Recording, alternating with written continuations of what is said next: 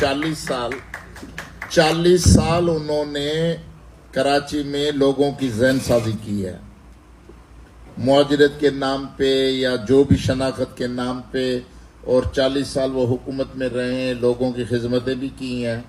बाकी वो अलहदा चैप्टर है कि लोग कटे मरे, जो भी सूरत हुआ कुर्बानी से गुजरे हैं लोग।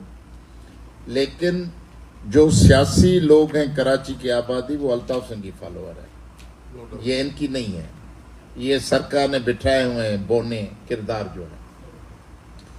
तो अब कराची की सूरत हाल, आप कहते हैं सारे मुल्क का आपका इकोनॉमिकल हब है, कमर्शियल हब है कराची, तो आप लोगों के मुंह में लगाम डाल के और हाथों में हथकड़ियां डाल के और आप कराची को जो है वो कैपिटल बनाएंगे, चलाएंगे, कैसे आपकी इकोनॉमी स्टेबल होगी? नहीं होगी। वहां लोगों को बुनियादी राइट्स की जरूरत है, फंडामेंटल राइट्स, सिविल राइट्स की जरूरत है।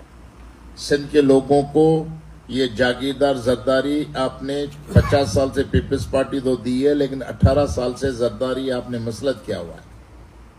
मैं कहता हूं कि फ्री फेयर इलेक्शन हो जाएं, इनके वडेरे जागीरदार सारे यकजा करके इसके जेब में डाले हुए हैं, वो पूरे जोर लगाएंगे। जरदारी इस वक्त जो सियासी हालात हैं, 30% से ज्यादा वो सियासी सीट्स नहीं ले सकेगा, और दूसरी दफा जब फेयर इलेक्शन होंगी तो वो आकर एक पे खड़े हो जाएंगे।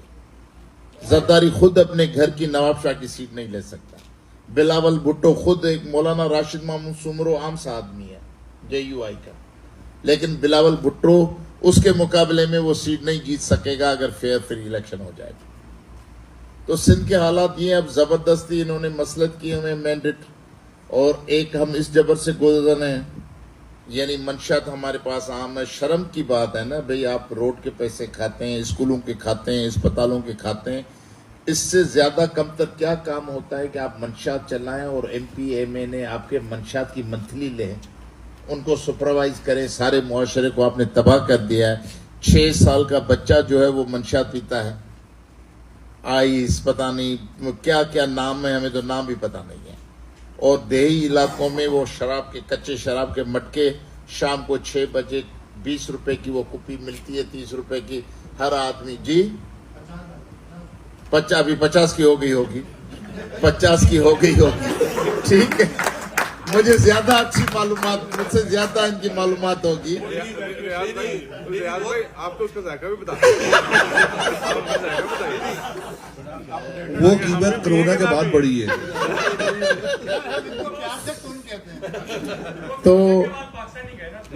तो 50 रुपए की वो कुप्पी होती है। शाम को 6 बजे के बाद वो कच्चा शराब पीते हैं, कई मरते हैं, कई हेपेटाइटिस B-C में मरते हैं, गुर्दों की बीमारी में मरते हैं, और उल्टियां करते ऐसे पागलों की तरह घूमते रहते हैं।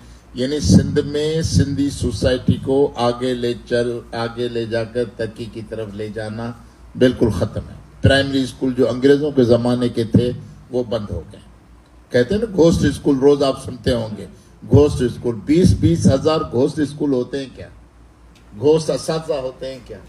ये सी अब ये है कि जो लोग गरीब है, छोटा बच्चा 8 साल का आपको मजदूरी करने जाने के लिए जाएगा। हम छोटे थे, हमारे जमाने में ये होता था कि कोई मोहल्ले का बच्चा स्कूल नहीं जाता था, जो हेडमास्टर होता था वो पुलिस चावड़ी होती थी, पुलिस पोस्ट शहर की, उसके जमादार को बुलाता था, भाई ये अच्छे बच्चे 4 बच्चे 4 दिन से स्कूल नहीं आ रहे हैं, इनके वालिदैन के पास जाओ, बच्चों को स्कूल भेज दो, नहीं तो उनके वालिदैन को ले आओ पेश करो।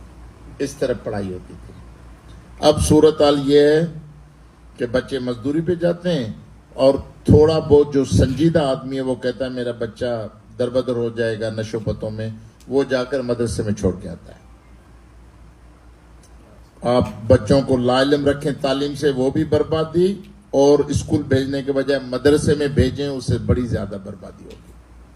फिर ये खुदकश बम्बार, ये मुसीबतें ये सारी पैदा नहीं होंगी तो क्या होगा?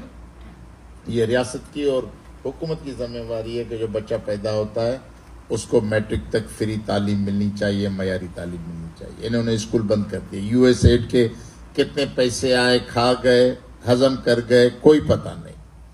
तो अब जब मंशात से MP MA ने अपने औताक में बैठ के मंशात फरोशों से अब पहले होता था महीना साल का तय, अब तो हफ्ता होता है मंशात फरोशों का। ये गुटखा, ये पता नहीं 21 क्या मुसीबतें शुरू हो गई हैं।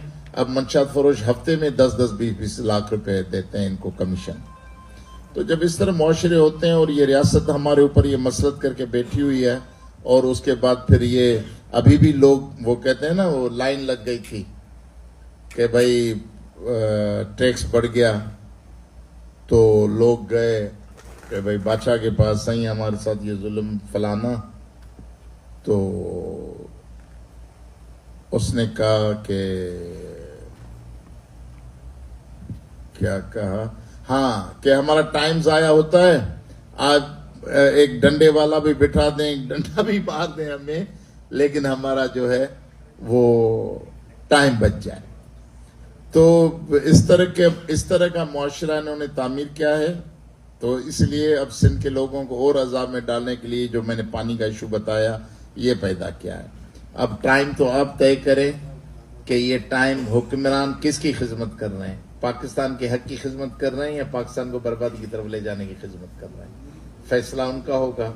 हमारा तो मसला ये है, हम जीना चाहते हैं, बावकार तरीके से जीना चाहते हैं। अब फैसला उनको करना है कि वो मुल्क चलाएंगे या वापस 70 का जमाना ले आएंगे।